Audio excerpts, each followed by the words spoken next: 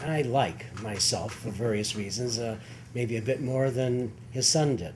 But I wasn't there. Yes. But he was a good cabinet maker, by the way, as well. But this view that John Simon has flies in the face of more modern books, such as Professor Burlingame, who stomps down pretty deeply on Thomas. And I think Yeah. I think more people are reading Burlingame now, unfortunately, than John Simon. Yes. Well, in history sometimes it's not. So memory may change here too. Yes, yes, and it's not. It doesn't go in cycles. Perhaps it's more like a pendulum at times, or what appears to be a pendulum. I happen to think Burlingame is wrong.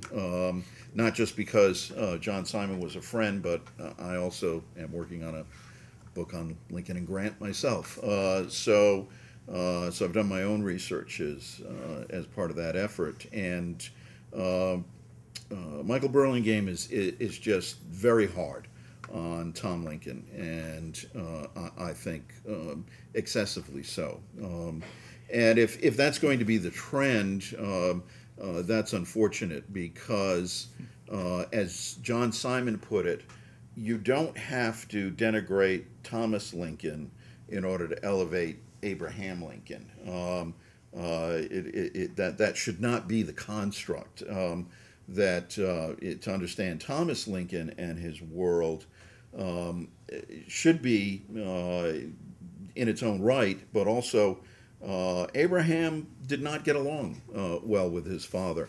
Let's try to understand that aspect of their relationship, and I think a common sense almost answer to that, which John provides, is that Abraham wanted something more out of life than he saw in his father, and Well, he also felt there was more within himself. Yes. He was very introspective in that regard and saw something within himself. right, and probably noticed the differences that his own introspection and his father very little introspection, or at least so it seems from the sources that have survived.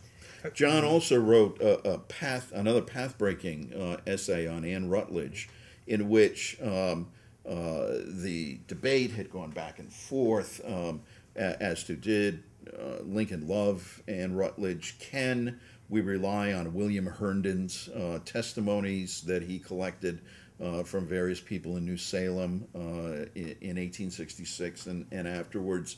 And John came to the conclusion that while some of that evidence is faulty, and our job as historians is to look at evidence and make judgments about it. Does this ring true? Does this seem not as accurate? That in that whole process, John Simon came to the conclusion that yes, there was some kind of deep relationship between Lincoln and Anne Rutledge, big enough, in fact, to cause Lincoln to go into one of his spirals of melancholy, what some historians describe as a modern clinical sort of depression.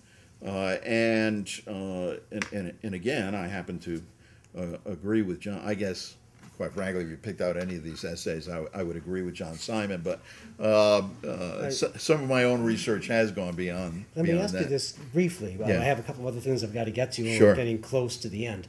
But very briefly, since you're doing work on Grant, how do you view Grant vis-a-vis how John Simon, in his world, viewed Grant? Do you see a little change, something that is going to be changed from John's views, even within this book?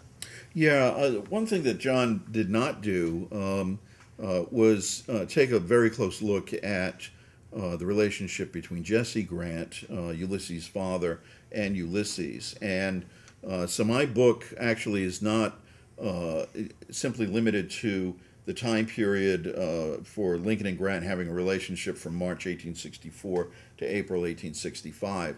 I go back and tell their stories as Westerners, and I look at father-son relationships for both of them. And I come out very differently in for the little that John mentions, the relationship between Jesse and Ulysses, I do come out very differently, I think, than he had reckoned that relationship. And I see it as far more troubled, quite frankly, than most historians do. So that's one of the differences. I also see the relationship between Lincoln and Grant in different terms than John did. I think he has an essay specifically in this book on the Lincoln-Grant relationship. It's brilliant, and it, in and of itself, helped to change the historiography about the relationship between these two most important men in the Union cause. But I see their relationship as being far more uncertain between both of them, even right up until the end. Lincoln had to learn how to trust Grant, and that was very hard for Lincoln, given the generals that he had had before Grant emerged and before Grant became general-in-chief. And Lincoln still had doubts and suspicions about Grant, even given the famous Vicksburg apology that Lincoln made to Grant concerning going south of Vicksburg and then coming overland to approach the siege. Lincoln didn't want him to do that. Grant did it, and Lincoln later apologizes and says, you were right and I was wrong. President apologizing to his commander-in-chief. That it was remarkable. But even given that, their relationship was built over time. They each had their own share of suspicions. Grant worried that Lincoln was going to treat him like McClellan and be constantly looking over his shoulder. And so in my account, this relationship is something that evolves slowly over time. They're both not instantaneously on the same page, although they both do instantaneously know the importance of rivers and railroads in the Western theater as a key to winning the war, and that's something I'll emphasize in my book as well. Well, I have a few questions now I can take for the time when you come in with your book. That's right. We had a question, I don't want to forget this one, from Damien in Hawaii, the Civil War Roundtable in Hawaii. Damien, Aloha. Hello, and thank you. You were in here, and so I Hawaii. appreciate Wow. your doing this. Just briefly, please, in the Battle of the Crater, did alcohol play a part in the confusion? Well, I think clearly when you have at least two division commanders who are not present, at the height of the battle, it's definitely going to contribute to what happens. But I think in the context of the crater, even the best, the laid plans usually go awry. And I think, especially with, given the dimensions of the crater, given the confusion, of what took place, at least at the beginning of the battle, when the initial Union advance moves into the crater itself, I think that is really where things go wrong. But not having your commanders there when it matters, no doubt contributed to it. But there were any number of possibilities during that morning where things could have gone in the Union's favor, and they didn't.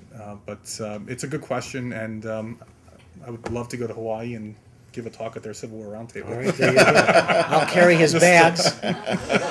I'm going to put you both to work for a few moments and just please inscribe or sign, as the case might be, these. And I'm going to thank just some of the people who have already ordered books. The Smith family in Longwood, Florida, thank you as always. Bob here in Chicago. Tony in Worthington, Ohio. Damien also in Hawaii, thank you. Lewis in Union City, Missouri. Richard here in Chicago. Paul in Clinton, Missouri. Eric in New York. And Archie in Maine, thank you always. Dan in Downers Grove, Illinois. Harold in Pottsville, Pennsylvania. Hugh in Parker, Colorado. Myra in Buda, Texas. And while you're signing, and thank you all for helping support these shows, because it takes this for the publishers to bring in fine quality authors such as this.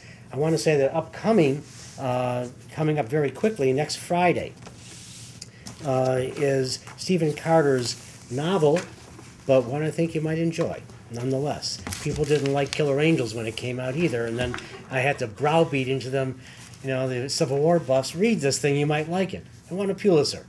All right. Stephen Carter's The Impeachment of Abraham Lincoln, a novel, and it's a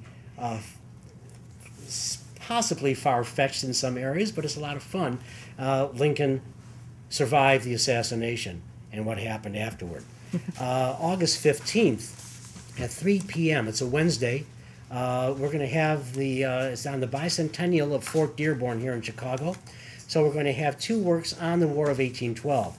Gillum Ferguson's Illinois in the War of 1812, and Donald Hickey and Connie Clark's The Rocket's Red Glare. That's August 15th. But August 3rd, Friday, next Friday, but it's at noon.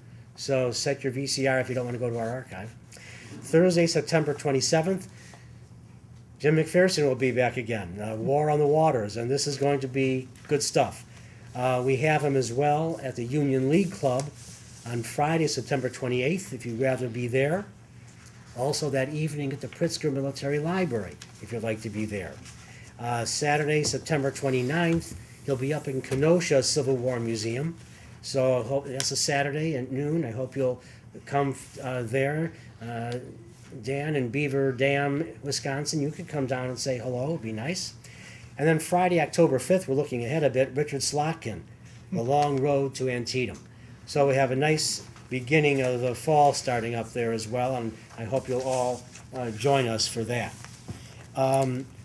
I just want to thank both of our authors today, Kevin Levin with The Crater, Glenn LaFantasie with The Union Forever, and frankly, we didn't get into a lot of stuff in these books, and I wanted to. I have questions on the national park and how it became that for The Crater. Was it actually a decisive victory? Things that you cover in your book. The divisions between former Confederates and white Virginians, the elder painting on the crater, and Billy Mahone, William Mahone. That's a big part of this book, and you have to read that to see that. This fascinating material. And in Glenn's book, you know, how the burden of war really is on Jefferson Davis and not on Lincoln, I'm happy to say.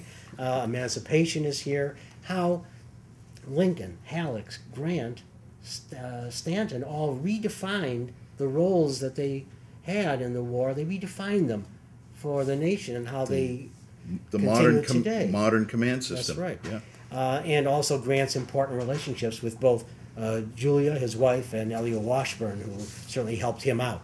So that's what you're going to have to do, buy these books and read them to get all of that, which we didn't get to today. So thank you both, especially University of Kentucky Press, for bringing both of you in. All of you for being here. I didn't get to your questions. I'm sorry. But you can come up afterwards, and please do that. And all of you in Webland, thank you for being here. The staff of Abraham Lincoln Bookshop, as always, made this possible. Come back again. Thanks for joining us. Bye.